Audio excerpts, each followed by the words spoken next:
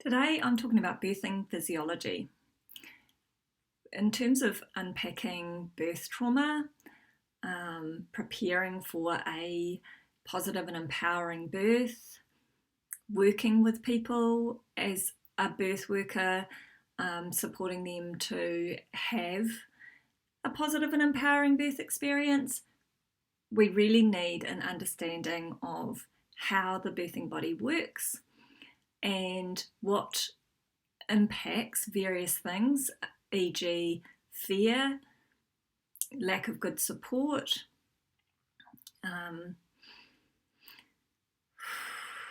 various common interventions that are done to women during birth can have on that physiology. All right, so birthing physiology. In the kind of medical model of birth, there's this very much a lack of appreciation for, or perhaps even knowledge of, or recognition of the very strong links between what's going on in our minds and how our birthing bodies respond. Birth is hormonally controlled, right? And so I'm going to talk today about some of the key players in terms of that hormonal birthing physiology. And what's happening in the body in response to those hormonal releases.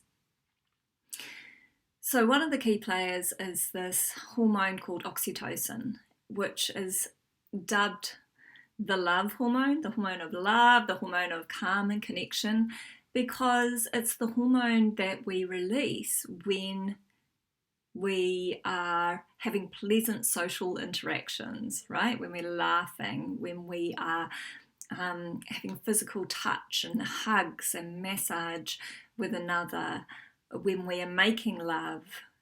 Orgasm is caused in response to oxytocin. So oxytocin is the hormone that floods our bodies and causes us to experience the uterine contractions, the vaginal contractions, and obviously also the contractions for men associated with orgasm. It's that it gives us that feeling of being loved up, of being really connected to the people in our environment that are contributing to the release of that oxytocin. So yeah, the hormone of love, but also sometimes dubbed the hormone of calm and connection. And I just want to say right from the get-go that Sarah Buckley's work, Dr. Sarah Buckley, based in Australia, who has written the book Gentle Birth, Gentle Mothering, and has done a whole lot of incredible research on the hormones associated with pregnancy, birth, mothering, breastfeeding. Her work is largely what I've drawn on to share what I'm going to share with you today. So I would really encourage you to have a look at her website, sarahbuckley.com, and to purchase that book. It's an incredible book. So yeah, the love hormone, oxytocin, it's released from our brains and it travels throughout our bloodstream to different parts of our body and connects with oxytocin receptors, right? And then performs its various functions and once it's bound to the receptors. So we have lots of these receptors in our uterus, and during labour, when our brain produces oxytocin, it binds to the receptors in our uterus and causes the uterus, the muscles of the uterus to contract, which is a really, really important part of our birthing physiology, because those contractions are what cause our cervix to open up. So at the bottom of the uterus, the muscles contract in an upward fashion, drawing the cervix up and thinning it out and causing it to kind of essentially become part of the base of the uterus, and then to open up to allow the baby through. It also, at the top of the uterus, the part we call the fundus, is this thick muscle layer. The contractions in labour cause a kind of a piston effect of those muscles up the top. They're pushing down onto the baby, so that helps the baby to move downwards.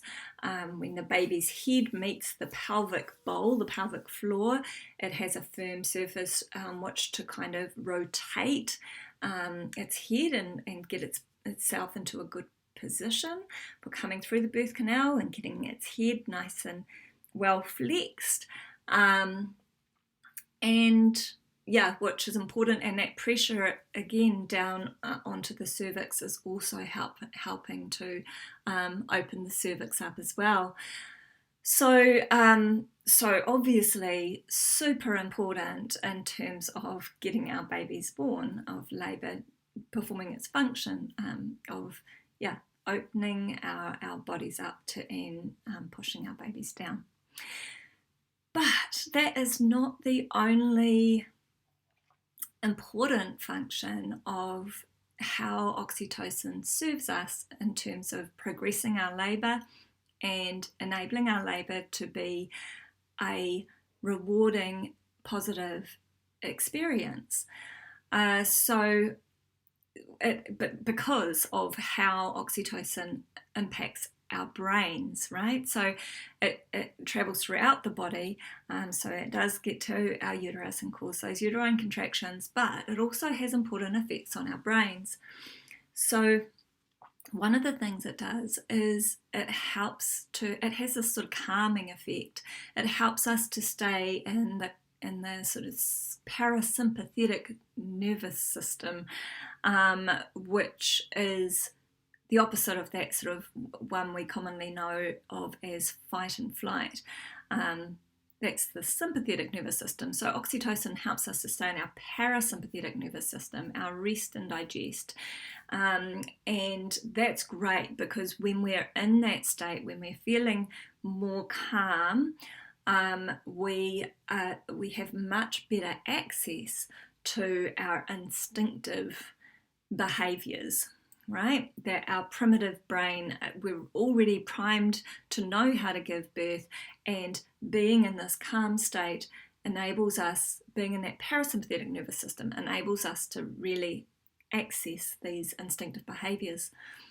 So what might some instinctive behaviours look like for somebody who's in labour? It might look like seeking out a dark, quiet space, right? When we're in a darker space and there's not a lot of noise around us, and not a bunch of prying eyes on us, then we are more able to stay inwardly focused. When we have less sensory input, so less visual stuff coming in through our eyes, less audible stuff coming in through our ears, and less of these sort of energies of expectation to perform, etc., from prying eyes,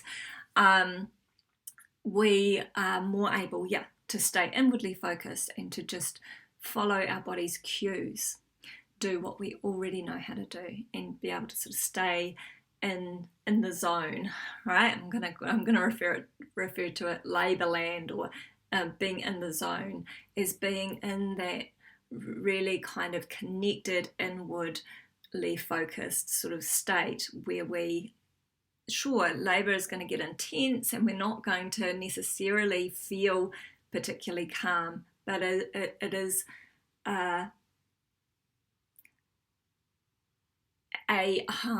don't even really know how to describe it. But it is the opposite of that fight or flight. It's really that, like, although this is intense and it's a lot, it feels right, and I feel safe, and I feel connected to the experience, and I feel trusting. So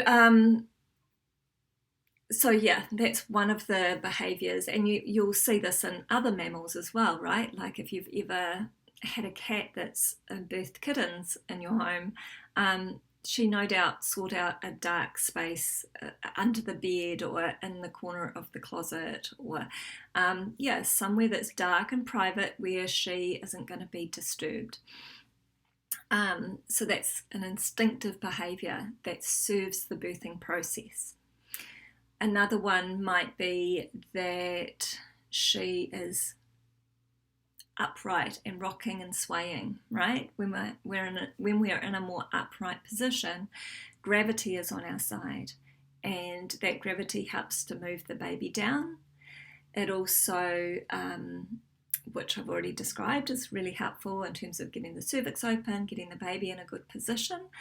But also when we're in a more upright position and we're moving more, our pelvis is in a more open position, right? Our pelvis isn't like a fixed size and shape throughout. It's a dynamic organ, and depending on what position we're in, it can be more open or less open, more closed. And obviously, for fitting our baby through our pelvic bones, we want our pelvis to be as open as possible. So that those births you've seen in the media, and perhaps you were encouraged to birth like this as well, of women lying on their back on the hospital bed. That position, it causes the tailbone to be more rotate, upward, and that closes the pelvic outlet, right, by up to 30% more than if the woman was in a squatting position or on her hands and knees. So those upright positions help the pelvis to stay more open, which again is going to help progress the labour, is going to help the baby to be born without complications of baby getting stuck, or less likelihood of things like shoulder dystocia. As well, that rocking and swaying is a way that we kind of cope with the growing intensity of the contractions. It's a lot harder to stay still when we're experiencing the intensity, perhaps the pain of contractions, than it is to move with them. Well, for most people it is. So it helps us to cope. It helps us to sort of stay calmer, to feel more okay with what's going on, which is, of course, another bonus. And then another instinctive behaviour might be to vocalise.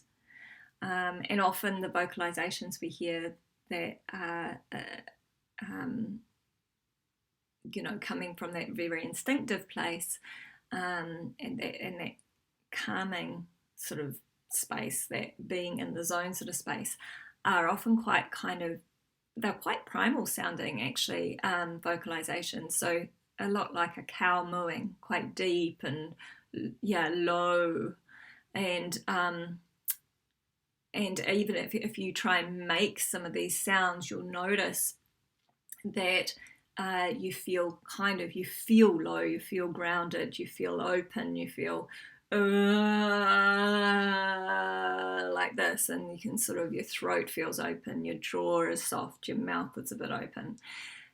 And Ina May Gaskin talks about in her book Ina May's Guide to Childbirth, she talks about the connections between the mouth, the jaw, and the throat, with the cervix, the pelvis, and the vagina. So when we are soft and open up here, we are more soft and open down there. And of course, again, that's helping to progress the labour, right? We need to be open in order to allow our babies to come through and be birthed. So those vocalizations that we instinctively adopt are another way of helping the labour to progress.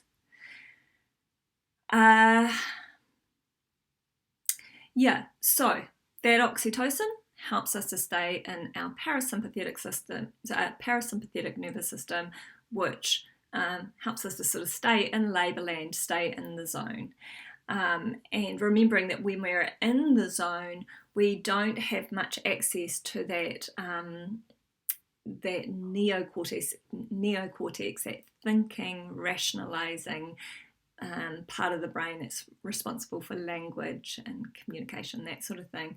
That's largely shut down when we just have that real primitive primal brain doing its thing. And that's helpful.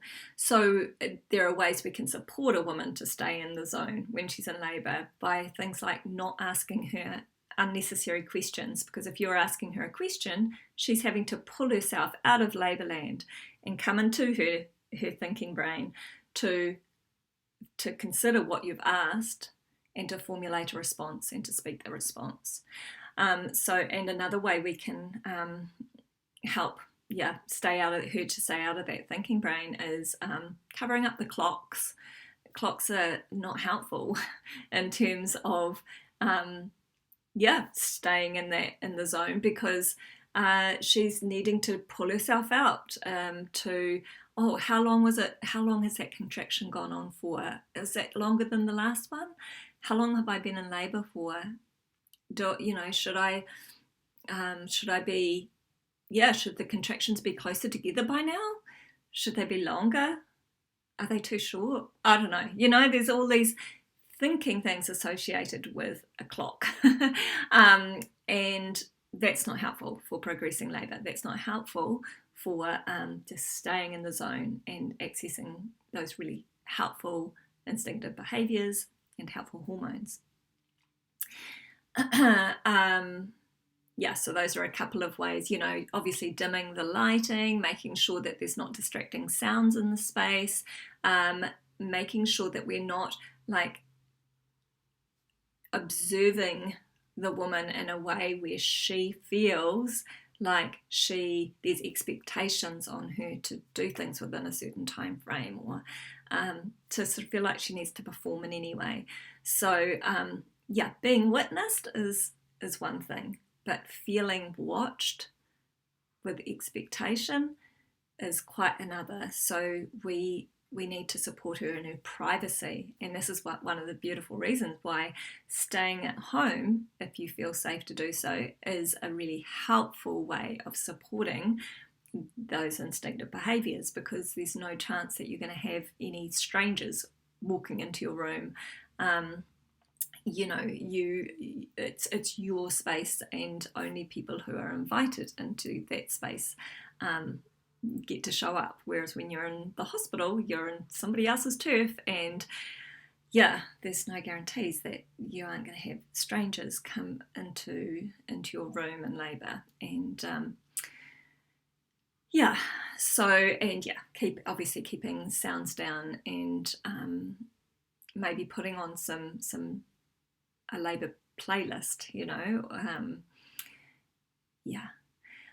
All right, so another thing that oxytocin does is, and it's a hormone that the more that our bodies respond to the more kind of intense the contractions become, the more that signals to our brain to produce more oxytocin. So it has this beautiful snowballing effect of enabling our labour to progress, right? So the contractions typically for most people start off quite far apart and often quite short and not particularly intense, and they get longer and stronger and closer together as the labour progresses. So this is this effect, this sort of positive feedback loop of oxytocin production, where as our body feels the growing intensity of the contractions, that will stimulate more oxytocin to be made. So that's why it's also really helpful if, as the birthing person, we have an attitude of welcoming the growing intensity of our labour as much as we can. Oh, that was a good contraction. Rather than, oh, that was an awful contraction, that was so painful. Try and get into this mindset of like, great, the growing intensity of my labor is bringing my baby closer to my arms. And for somebody who's listening who's had a really traumatic experience, perhaps you had your labor induced or sped up with synthetic oxytocin, for instance, the pain that you experience in that sort of situation is really different. Or if you're in a lot of fear, even if you didn't have that synthetic oxytocin, if you're in a lot of fear, then you are not able to, then the pain will feel a lot more intense. I'm going to do another video on the difference between the oxytocin that we receive intravenously and the oxytocin that we produce in our brains in terms of its impacts on our labour. Yeah, another time. But I just want to say that it could be quite triggering to hear me say, you know, as your contractions get stronger and more intense, try and welcome it more. If your experience was, there's no way I could have welcomed those contractions more, they were beyond anything I could cope with, I had to have an epidural, etc. I just want to reassure you that the pain that you were experiencing was very likely not physiological, the physiological pain of labour, all right? Because for most of us, we're really well designed to cope with the growing intensity of the contractions because of the physiology. So I'm going to go into it a little bit more. But yeah, if you feel capable of having an attitude of this is good, my body is doing what it's supposed to be doing to get my baby born, and yeah, bring it on, then great, that's going to help as well. We want to, as much as we can, work with our contractions rather than to fight against them. Yeah, when we're feeling fearful, when we're trying to fight contractions, that increases the amount of tension in our bodies, which actually increases our level of pain, which tends to increase our level of fear, and that fear increases the tension in our bodies. And so we have this cycle, the fear, tension, pain cycle, that is kind of unhelpful. So that's part of why understanding our physiology and learning about how the body works can help us to feel more safe, and therefore be able to do these things that I'm describing and sink into the, welcome our physiology, welcome whatever our body is doing, trusting that is this is good, and I'm designed to cope with this, and this is how it's meant to be, and I'm safe, and yeah, bring it on. So something else that the oxytocin does is more and more of it is stimulated to be produced in our brain as our contractions are getting more and more intense. It triggers the release of endorphins from our brain as well, right? Like endorphins are our sort of natural painkillers or natural opiates. They are morphine-like in their structure, and so morphine, the painkiller that we have as a medication, say post-surgery or something like that, that's our endorphins act on our body in similar ways. So they are very much helping us to cope with the pain of labour without any harmful side effects whatsoever. So yeah, our endorphins get stimulated, our dopamine, which is a feel-good hormone, gets triggered in our brains. So our bodies are actually designed to support us to be able to transcend the growing intensity and pain of labour with the production of these endorphins, dopamine, feel-good hormones. Okay, so those are the kind of the ways that oxytocin contribute to a calming effect and help to kind of progress the labour from a instinctive and hormonal sort of standpoint. The other piece of the oxytocin effect is that, and oxytocin also triggers the release of prolactin, which is the mothering hormone, it causes us to be responsive to our babies, to nurture our babies, to produce more breast milk. So another helpful hormone. What was I going to say? Oh, yeah, so the connected piece. So oxytocin will also help us to, we have massive amounts of oxytocin in our bodies at the moment our baby is born, if we are not in a state of trauma. I've got to add there. Because a lot of the women who I work with who experienced a traumatic birth do not have this, what I'm going to describe to you now, happen for them, because their physiology is not, able to be sort of accessed in the same way. But this big flood of oxytocin that we have at the time of our baby's birth causes us to feel really connected to our babies at the time of birth, to have an overwhelming desire to nurture them, to keep them safe. We typically feel a lot of love and joy and reward in meeting our babies, and that primes us to, that's a survival mechanism, right? Like that primes us to mother them in the ways that they need in order to keep them safe from harm and keep them well nourished and that sort of thing. So oxytocin causes the very important uterine contractions that get our placentas birthed and stop us from hemorrhaging after the birth. Oxytocin, really, really key hormone, and is such an important player in terms of our birthing physiology. And actually, I think that's probably where I want to leave this video today. I'm trying to keep these kind of shorter. I can see I'm 27 minutes now. Obviously, there's a lot more to physiology, to understanding what's happening in the various sort of phases of our labours in our bodies and with our babies and whatnot. But yeah, we've got everything that we need to safely birth our babies within us already, not just to safely birth our babies, but to birth our babies in ways that feel really rewarding, that cause us to come out the other side of that experience feeling really positive, really empowered, really trusting of our bodies, trusting of our instincts and our intuition, which is exactly how we need to feel in order to begin